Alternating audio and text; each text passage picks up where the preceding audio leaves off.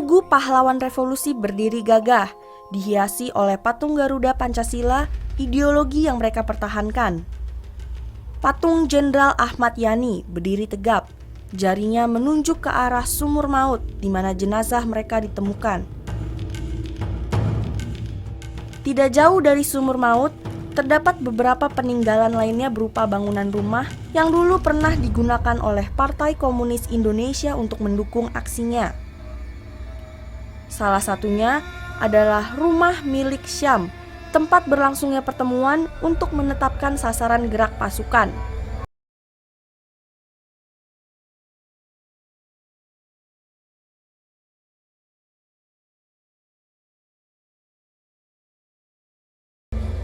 Rumah ini disebut juga sebagai rumah penyiksaan, di mana 4 dari 7 perwira TNI Angkatan Darat dianiaya dan dibunuh oleh anggota PKI dan Gerwani.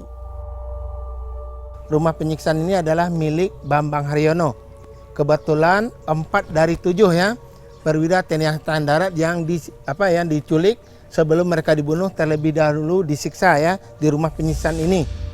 Ya, saat penyiksaan ini dilakukan oleh pasukan Cakrawirawa yang dibantu oleh pasukan Barisan Pemuda Rakyat dan Gerwani.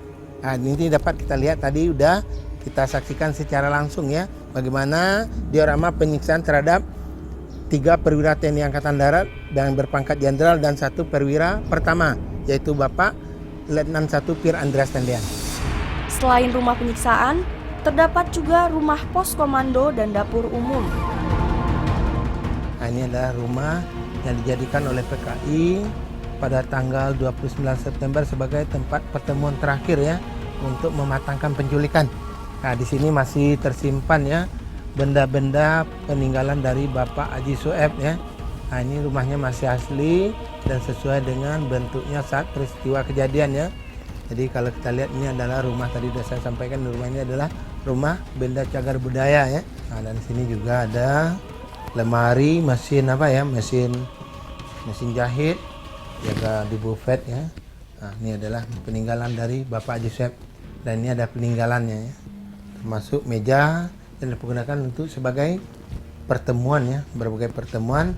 Dan jadi pada tanggal 1 Oktober pada pukul 2 malam ya, seluruh pasukan PKI ini berangkat dari rumah ini ya, dan lalu menuju ke tempat yang telah menjadi sasaran untuk penculikan, yaitu 7 orang jenderal ya.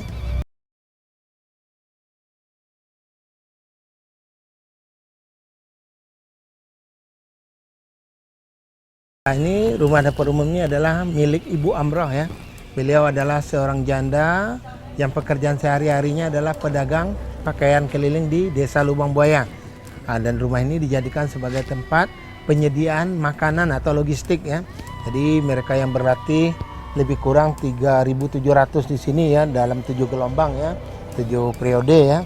Jadi mereka menerima makanan ya dari rumah ini, berbagai peralatan yang masih tersisa ya, seperti penggorengan ini ya untuk memasak lauk pauk, dan ini adalah dandang ya untuk memasak nasi bagi anggota PKI yang berlatih tersebut ya. Kalau kita lihat ada anglo, ada juga tempat rak piring ya, dan juga di sana dapat kita lihat sedikit ya sisa dari genteng yang digunakan untuk atap rumah ini atau masih asli ya.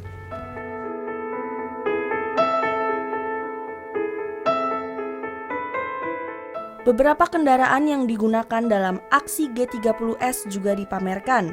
Di antaranya adalah truk Dodge tahun 1961 yang dirampas dari PN Artayasa untuk menculik dan membawa jenazah Brigjen TNI DI Panjaitan.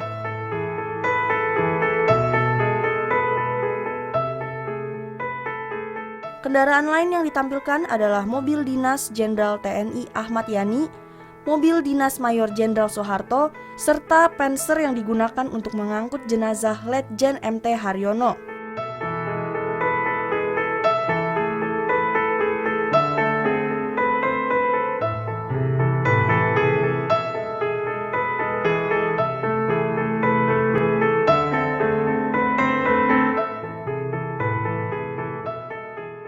Ya, penyiksaannya banyak lah saya kira ya, tapi juga nanti akan berkembang versi-versi lain. Tapi yang jelas di sini saksi matanya mengatakan bahwa telah terjadi penyiksaan di sini. Ya, kalau perlawanan saya kira ada ya, karena yang semula itu perlawanan hanya di dalam hati, karena begitu kuatnya itu kalangan komunis saat itu. Tapi ketika memang ditemukan jenazahnya itu, dan akhirnya ada semacam kesempatan mungkin di kalangan masyarakat ya untuk melakukan counter kepada kalangan komunis itu dilakukan ya.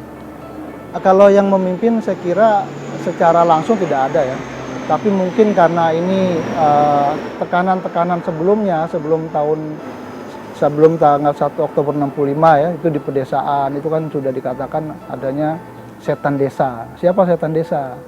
Itu mengindikasikan kalangan santri yang pakai sarung gitu kan ya. Kemudian ada lagi kapitalis birokrat, kabir, siapa? Itu orang-orang pejabat-pejabat pemerintahan yang ada di Jakarta. Jadi fenomena yang saya kira saling serang antara kelompok yang satu dengan kelompok yang lain sampai akhirnya terjadi tragedi 1 Oktober itu.